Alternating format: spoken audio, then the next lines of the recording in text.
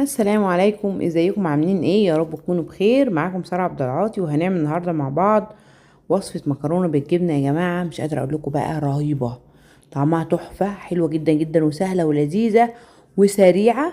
وهقول لكم ازاي ممكن تعملوها باللون التحفه ده من غير ما نحط لها جبنه. اول حاجه معايا هنا ميه سخنه على النار. اول ما تغلي حطيت فيها معلقه كبيره من الملح، وحطيت المكرونه بتاعتي.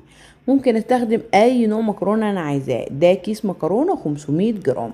اول ما المكرونه تنزل في الميه السخنه المغليه بقلب كويس جدا جدا عشان ما تلزقش ببعضها، وبسيبها على النار 10 دقايق، وهقلبها خلال 10 دقايق طبعا 3 4 مرات عشان ما تلزقش. تمام. عندي هنا بقى جبنه موزاريلا وجبنه شيدر. حلو. هبشر الجبنه الشيدر بتاعتي، احتاجت منها حوالي كوبايتين جبنه مبشوره او كوبايه ونص، على حسب المتوفر معاكم اهي. بعد ما بشرتها تمام، هبدأ بقى اعمل الصوص بتاع الجبنة، وهقول لكم ازاي ممكن نستغنى عن الجبنة ونطلعها بنفس اللون.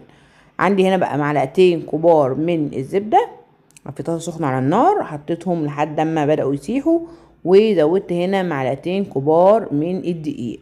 تمام، اكني بعمل بشاميل. حلو. هقعد بقى اقلب الدقيق مع الزبدة كويس لحد اما لون الدقيق يبقى فاتح عندي شويه. شايفين هنا اصفر اهو. اول ما يبقى فاتح شويه هبدا ان انا انزل بالميه باللبن بالحليب. هعمله بحليب طبعا. كوبايتين من الحليب لكل معلقه دقيق، معلقه زبده وكوبايه من الحليب. تمام. هقلب بقى كويس. هنا بعد ما احط الحليب ادوب بقى الدقيق كله كويس جدا في الحليب، وهزود كمان كوبايه اهي. ادي الكوبايتين بتوعي. هقلب كويس قوي قوي. دي هكون هنا موطيه النار عشان اتاكد ان كل الدقيق ده حلو قوي قوي في الحليب بتاعي، وما عملش اي كلاكيع خالص. تمام، زي ما انتم شايفين اهو بقى سموز وجميل. هنزل بقى بالتوابل بتاعتي. حطيت نص معلقه صغيره من الفلفل الاسود، ونص معلقه صغيره من البابريكا. ما حطيتش ملح لان الجبنه اوريدي بيبقى فيها ملح. تمام، نخلي بالنا من النقطه دي، ونبقى ندوق في الاخر ونشوف. هقلب كويس هنا، وبعدين هنزل بقى بايه؟ هنزل بالجبنه بتاعتي، الجبنه الشيدر اللي انا بشرتها معاكم. الجبنه ممكن نستخدم كوبايه جبنه، كوبايه ونص، الى لحد كوبايتين جبنه مبشوره، مفيش اي مشكله خالص، كله على حسب الذوق، من كوبايه لحد كوبايتين جبنه مبشوره. تمام. هقلب بقى هنا الصوص بتاعي بتاع البشاميل. حسيت انها تقيله شويه، فزودت بقى كبشتين من ميه سلق المكرونه. تمام. انا موطيه النار خالص هنا، وهبدا بقى اقلب كويس قوي لحد اما الجبنه بتاعتي تسيح خالص خالص في صوص البشاميل بتاعي.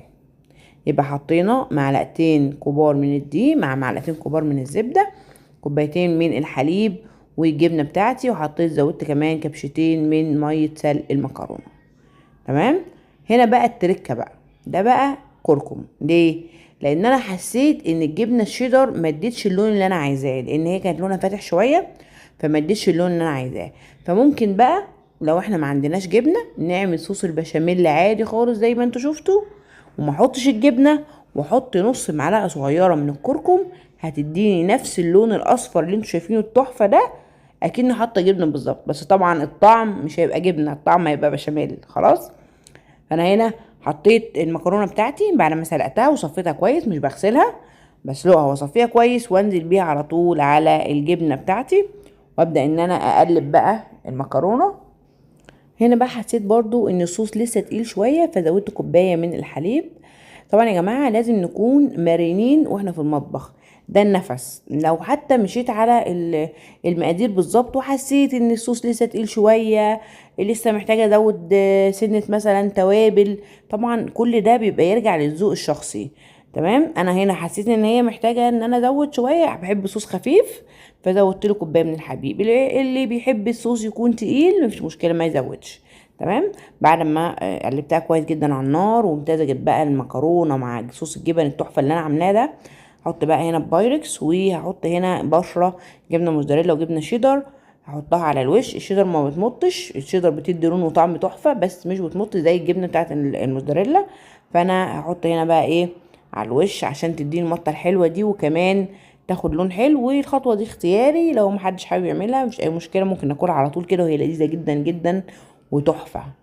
خلصت وهحطها في الفرن لمده دقيقتين 3 دقايق. انا مولعه الفرن من فوق بس علشان بس الجبنه تسيح وتاخد اللون التحفه اللي انتوا شفتوه معايا ده، واطلعها من الفرن على طول. مش قادره اقول لكم بقى يا جماعه قد ايه طعمها كان لذيذ. اتمنى بجد تجربوها تعجبكم. ما تنسوش تعملوا لايك لو الفيديو عجبكم، والى اللقاء في فيديو قريب ان شاء الله.